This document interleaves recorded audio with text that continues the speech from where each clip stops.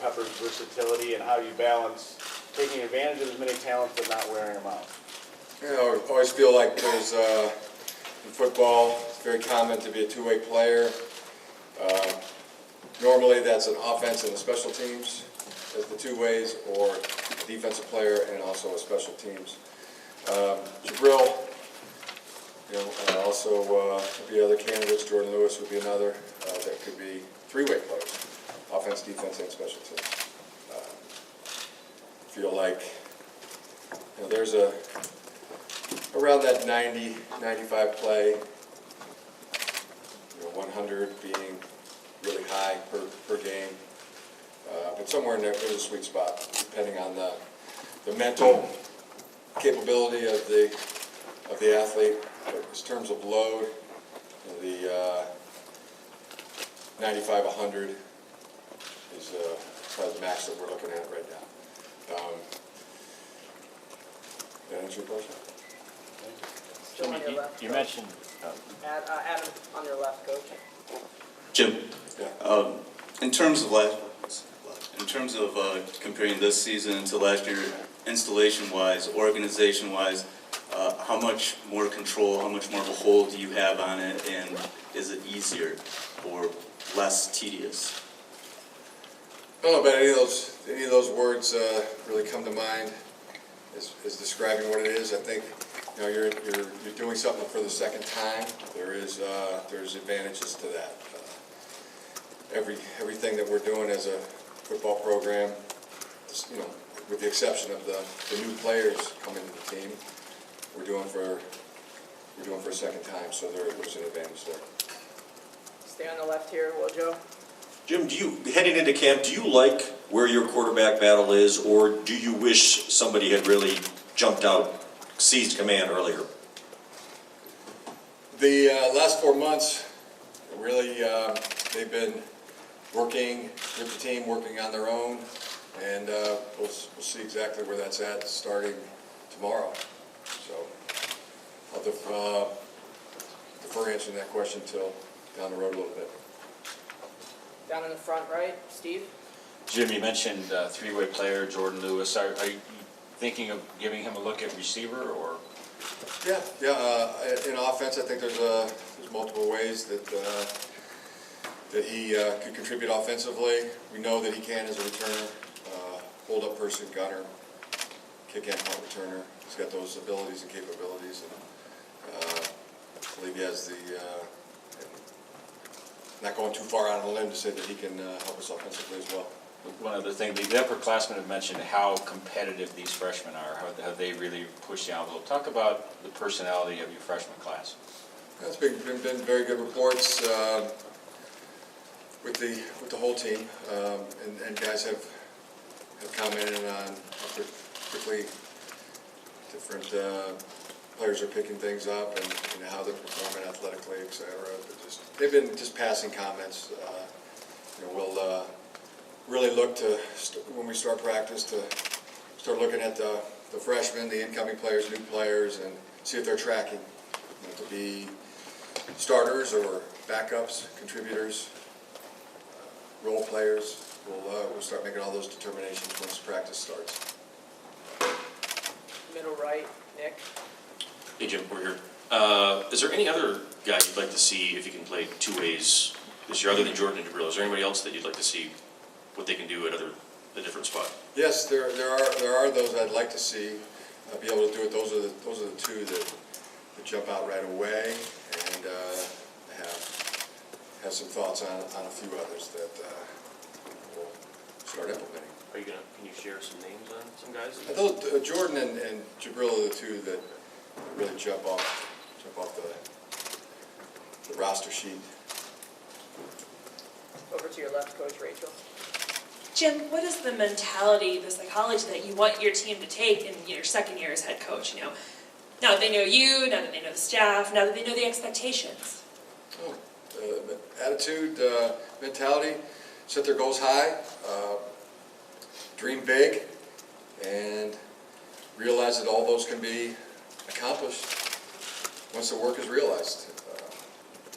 And if if people are making fun of you for what your dreams are and what your goals are, then you haven't set those goals and dreams high enough.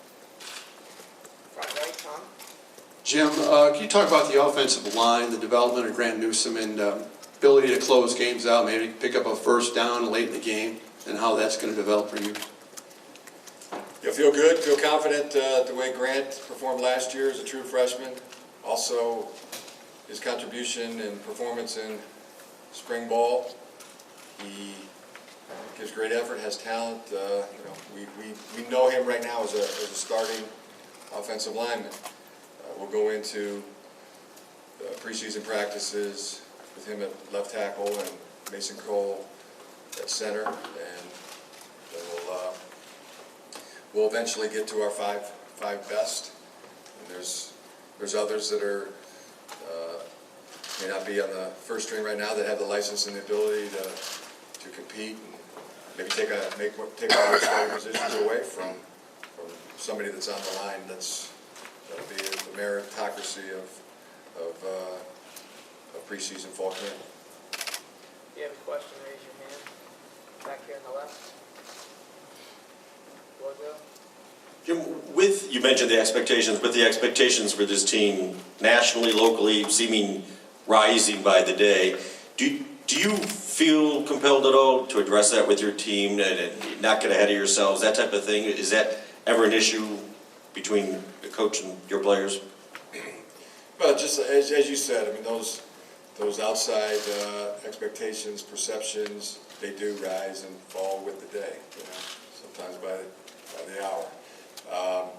So, as I said before, our expectations are going to be very high, and as a coach, my expectations are very high for tomorrow's practice.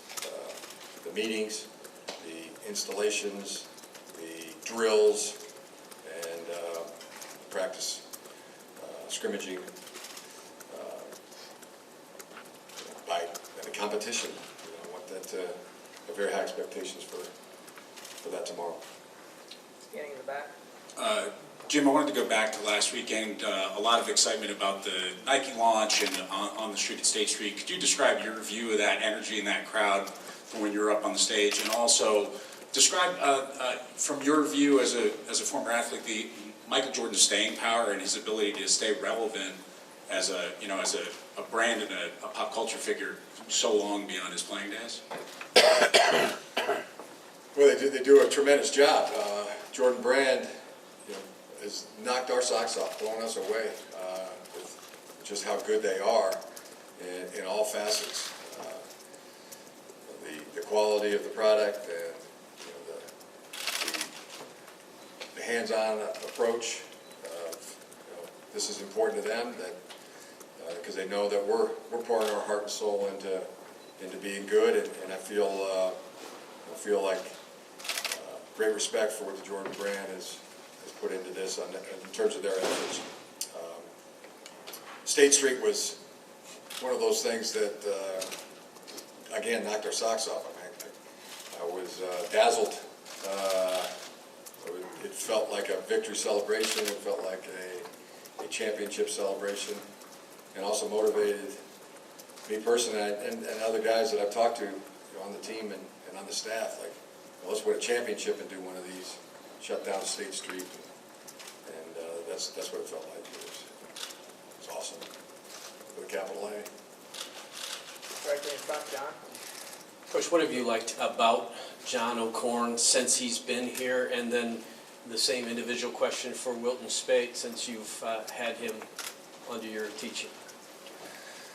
Multiple things. I mean, they're two front runners coming out of spring practice, competing for the job. The thing I like about both of them is how important it is to both those young men and players in the competitive situation that they're in, that they're embracing it. I would say that about both Wilton and John. Jim, you're talking about the Nike thing feeling like a championship celebration. Are you worried at all about your team having too many championship-type celebrations before winning a championship? Do you feel like that has to be toned down at all, or you want to go on?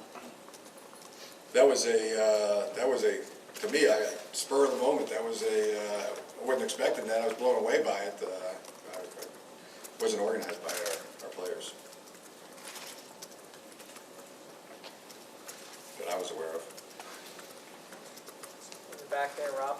Hey Coach, how excited are you to get the season started? It's like Christmas Day, or how do you feel? Yeah, it's the beginning of the year. It's one of the two special days to me, and the entire calendar. Said it before, a lot of people look at January 1st being the start of the new year. Or people look at it, those who espouse to Christianity, Catholicism, look at Christmas as the start of the liturgical year. But us in football, the first day of preseason training camp is the new year. It's like being reborn in football, coming out of the womb into the bright light, into the chaos, into everybody looking at you. It's where the team's forged. It's under the sun, in the August heat, sun shaping the body, carving the mind. Very excited about it. Jim, in terms of, sorry, Mark, see ya. in terms of captains, is that something you're going to do early in camp or late in camp, and who do you expect to kind of be the leaders in this team? That'll be voted out by the players exclusively toward the end of camp. And are there certain guys who you kind of feel will take a leadership role early in camp until then? I've always said that. I mean, I think anybody can take a leadership role from anywhere they sit, any class that they're in. But the seniors will be the ones that will be eligible to be the captains. And always interesting to me to see what the players think and who their vote is for the captain positions. I enjoy watching that. We have time for a couple more questions. We'll start on the left here. Adam? Jim, defensively, with the addition of Don Brown and the, I guess the track record, if you will, of Greg Madison, can you assess the defense going into camp? How strong of a feeling is it around us, particularly the front four? We're very excited about our coaches' track record. Don Brown, Greg Madison, Chris Partridge, Brian Smith, Michael Zordich, just to name those coaches has been outstanding, and everybody has great confidence in our defensive staff, players, and other coaches. Feel like it's coming. Feel like it's coming. It has a chance to be something really good. And, can't wait to get out in the field and compete. Watch the guys have at it.